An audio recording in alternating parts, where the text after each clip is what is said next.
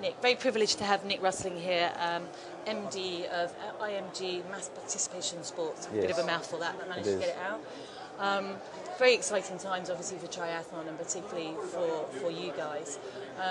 Just really interested to talk a little bit about the sport. I remember London Triathlon. It's 12 years old this year, isn't it? Yep. And I remember kind of racing back in '98 when it was kind of very basic. You know, you guys were just starting out, and it's grown. I mean, the growth has been tremendous. It's now the biggest triathlon in the world, I believe. It is, hanging on in there. Yeah, so just, I mean, the growth of it has been so interesting, and just, yeah, I mean, for you guys, could you ever have imagined that would have been the case?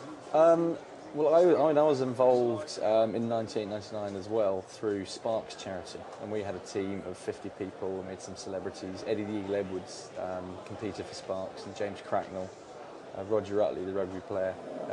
So we did it as a fundraising team, and so I was involved then, and it was Portaloos, and I mean the whole of that part of the docs hadn't been developed at all. So it was, you know, had to bring it all in. It was hugely amateur, and I remember the loos were overflowing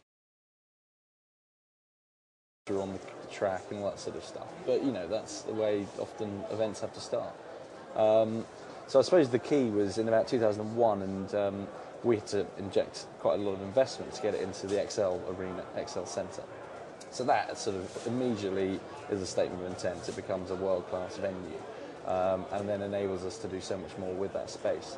So by having that sort of space, I mean, very much the ambition was that we needed to fill it. You know, it's a fair old investment, and you've got to fill it out. So all the way through that process, really, so over the last 7 years, I suppose, we've just been trying to get more and more people into the sport, enjoying it, seeing it for what it is. It's quite interesting. I've been overseas. We've got these new owners, IMG, and so with that, there's some opportunities to maybe look at other opportunities overseas. And so you go to some other countries, and literally we're stepping back to when we were talking about sort of 98, 99, 2000 in this country with where they are. And so we're going to have to go through, if we can do things overseas, go through that same process of helping build a sport. So we'll be working closely with other federations and telling people that triathlon is a fabulous sport, and it's achievable and it's fun, rather than a lot of people, when they first think of triathlon, it's just Ironman and you wouldn't touch it with a barge pole. I mean, you know, everyone knows in the sport, you know, you get looks of madness if you say you're doing a triathlon. But actually, you know, what we've tried to do is make it fun and achievable. And so the London Triathlon's become this sort of big 2-day thing, and with the expo and all sorts of other stuff, to make it just a good experience, a great experience.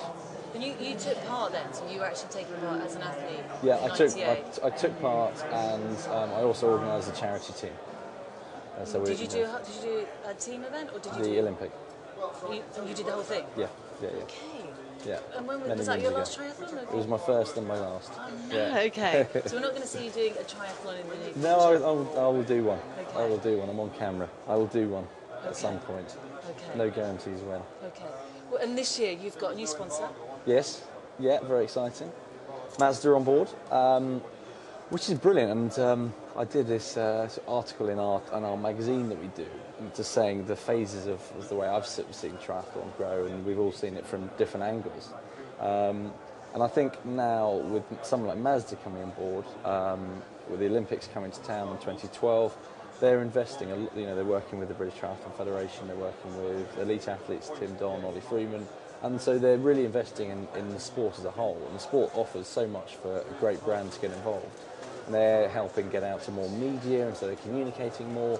And so, you know, it's great to have a really proactive sponsor who sees the sport for what it is, very exciting. And actually can help the sport. You know, they're not just here to stick their logo up. They're helping the sport, and they're growing. They're working with the British Triathlon Federation, developing youth talents and stuff like that. So, it's fantastic to have them on board. And they're on board until the next 2 years. years. Next 2 years. Hopefully. But with ambitions. So, you know, very much ambitions to keep things going for longer. And what's happening this year? Your closing date for entry was... It's been and gone. So we're overflowed. Yeah, we're full. We're turning away thousands of people. That's incredible. There's another 7 months to go before the race. I know. Well, it's a sort of a shame in a way, because you know you'd obviously like to accommodate everyone, but we'll turn people down. I think for us the competitor experience is critical. So you know we can't keep crowbarring people in. At some point we have to say enough's enough. Yeah. You know, how many entries this year? So total it'll be about 13,000. 13,000. It'll be about 1,000 team relays. So you can still enter through the charities, and so last year I think 3 million was raised for charity. So charities have places, people can go to those charities to secure a guaranteed place, or the team relays. Interestingly, that's the thing. You know, that was what London Marathon did with, you know, the whole charity thing, and people don't always associate triathlon with raising money for charity. It's perfect because people have done the running often, and so if you go back and say to your friends and family, I'm doing another run, then you get a bit of charity fatigue. But triathlon offers that new opportunity to say, I'm taking on this great challenge. Everyone thinks you're mad, which is perfect, because then they sponsor you. So more and more, we have, I think it's about 60 charities involved.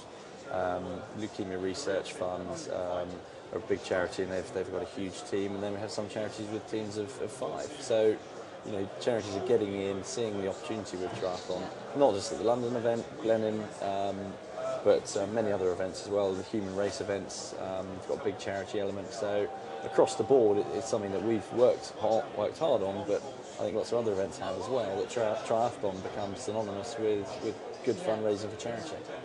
And it's grown. I think last year it was about 10,000. No, we were capacity last year as well. 13,000. So we've been there now for 2 years. So particularly over the last couple of years, it seems that there's been a huge growth. Well, I think we've sort of tried to, going back to the experience really, it was growing at about 2,000-3,000 a year to get to where it is. But now it's just about making it more of it. So when you're down there, the expo's great, and you know, really interactive exhibition for people to come and just see what's going on. We have sort of big competitor village areas where charity teams and big company teams can have a team headquarters, and they can have some drinks afterwards and shout at their friends and colleagues and stuff like that. So that's an area we've developed. So just make it into much more fun, much more enjoyable. Music, big screens. We try and look at events as not just a race, but as a much broader event for the experience. It's kind of like you can't do anything wrong, can you? It's like even the weather, London Triathlon weekend. It's too hot though. I know, it's lethal. It was too hot. The weather, we've been blessed. Well, you said 98, so I mean certainly the last 7-8 years. It used to be in October, many years ago. But since it's been in August, it's been, I think 3 of those years have been the hottest day of the year. Which is, it does get pretty hot. Yeah. So we have to get our water out there and make sure people can cool down. And it inevitably turns out to be a non-wetsuit swim, which is kind of, especially for the elites, exactly. which it doesn't happen very often in this country. No, exactly. So so it's often teetering. So the elites come in on Saturday. Is it a wetsuit swim? Yeah. And we're not sure yet. Have to wait and see. So we take the call on the Sunday morning. But yeah, the weather is, because with Blenheim, which is just this obviously stunning palace and perfect for picnics and fun and families and friends. The first 2 years were miserable, as you like, just horrendous. I think the second year it could not have been any worse. But then last year finally we got good weather with that, and exactly the way we had hoped it to be. Everyone came with children and picnics, and it was fabulous. Yeah. And Blenheim is obviously, you know, it's never going to be London. I mean, London is London, and you know, because of its position and everything. How many people have you got racing at Blenheim? Still entries open. Be about 5,000. 5,000. Yeah. You've got super sprint. You've got sprint distance. Only. Okay. And then the relays. Yeah. So no Olympic. Yeah. So it's a good one to organise, because everything's contained in the palace. Yeah. So you don't have to close the roads down like we do with London, and work with the police and the boroughs and buses and all the other people. So televised. Televised on Channel 4. I think that's one of the other very exciting things actually, is that Channel 4 are really getting committed to the sport, and they're covering British Triathlon Federation events. We're exploring something with them, with the BTF, and also human race, which could be quite exciting to be announced at some point in due course. But to get a terrestrial broadcaster, BBC dabble, and they have their 3 events that they've done traditionally with London and Salford and the World Champs. But to have a really committed terrestrial broadcast like Channel 4 is great for the sport. And their numbers last year, they showed 6 different events. They increased from sort of 200,000 people watching to 400,000, which for them was just a massive figure, compares very well against really mainstream sports. So I think across the board, NASDA, for instance, Channel 4, it's becoming a much bigger sport the whole time. London obviously has a huge participation from the elite athletes. It's great prize money. You've had Olympic champions there racing. Yeah. You you have a tremendously great elite field, but doesn't tend to be the case in Blenheim. Is that something you're looking to kind of? Definitely it is. I mean, it's a sprint distance race at Blenheim, which is fun. I mean, there are more of these sorts of things with super sprints and high parks and that sort of thing. So as long as it fits in training schedules and the athlete's calendar, we're increasing the prize money this year, which obviously helps to get some good people down. And it's just a stunning place. I can't think of a better place to have a triathlon. It's gorgeous, and so we'd like to get more elites down for sure, and that's definitely a plan for this year. Big year, Olympic year. Yeah. It's an interesting time for all the guys at the moment, isn't it? We've still got 3 slots up. No one's officially qualified or anything. No, I think everyone's watching closely. I mean, I think that's where triathlon's fascinating, like that, is because it becomes a fairly broad pool. How you perform on the day, the ability to have a consistency of being at that top level is a phenomenal thing in triathlon. But on their day, obviously, people can perform. So this year it's going to fall pretty close, isn't it? London and the Olympics. Unfortunately, we did look at moving. We're going to clash with the Olympics, so we won't have the top 3 guys and girls from different countries coming to London, which is a shame. But we looked at moving, but it's hugely complicated with just obviously various people you need to organise the dates with in London. So we'll be on the first Olympic weekend. So we're 9th, 10th. The Olympics opens on the 8th, the Friday the 8th. So no, we won't have the top 3, which is a shame. But there's obviously many top world-class triathletes out there who hopefully will see it as a chance to win a bit of money. Yeah, definitely. I think it'll probably be as good as any year, like you say, because there's still plenty of great athletes out there. It'll be a great race. It'll be great on television. Yeah. You might be missing a few of the top names. So Nick, moving on from triathlon, you guys have a new event this year, very exciting. London's first official half marathon, Run to the Beat. Yeah, very exciting. We've looked at sort of mass participation sport generally, so we do our triathlons and London Duathlon. But just trying to organise what we think we're quite good at is organising mass participation events with a great experience and closed roads and doing it officially with shutting down the roads of London for the half marathon. So it'll be the first half marathon in London, which is madness. It's all in Greenwich. It starts and finishes at the O2. But it's sort of it's a run with a difference. We're working with a scientist who studied the impact that music has had on sport for years. For 20 years, he's worked with Olympians and he's worked with sort of the iPod jogging generation. What inspires, what motivates, and he thinks that if you train and then actually perform to the right music, you can improve your performance by 20%. It's massive. So we're going to the O2 and around the half marathon course, which is around Greenwich, goes past 3 Olympic venues and through Greenwich Park, the Royal Park there, a stunning course. We've got music stations positioned all the way around the course, live music, recorded music, but playing the right type of music to the right beats per minute, right tempo, right emotional impact to inspire everyone, 10,000 runners, around the course.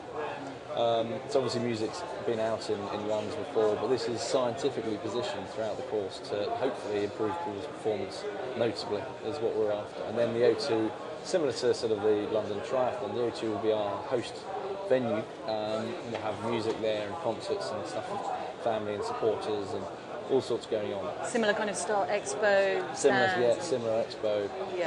And just develop it into something just bigger. But I mean, the fact that London hasn't had a half marathon is lunacy. It's such a popular race. Silverstone, London. Silverstone. Always think that's strange, isn't it? It's called the London. London, sort of about an hour outside of London, but this is amazing. This is right in the heart of kind of where it's all happening. It's one of the Olympic boroughs, Greenwich as well. So and they're well versed. All the locals are well practiced at getting out to support, because obviously the marathon starts there. So hopefully we'll get all the locals behind cheering and supporting. So the atmosphere hopefully will be very strong in the first year. Maximum of 10,000 people taking part. Yeah. You've already got 5,000. It's gone. Incredible. It's been hugely popular. So and it only was launched January. less than 4 weeks ago. 22nd of Jan. And it's over 1,000 entries a week, so it won't be long before it's shut. So if people do want to take part, they've got to get online now. It's runtothebeat.co.uk. There's more information about the music, and we'll do playlist downloads so people can play to jog to the right music and all that sort of stuff. So it should be fun. We're looking forward to organising something completely new. Very exciting. Yeah. And then you've got L'Étape Caledonian.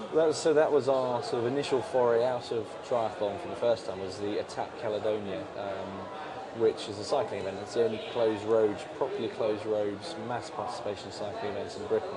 81 miles up in Perthshire. So stunning. It's terrain, it's mountains and lochs.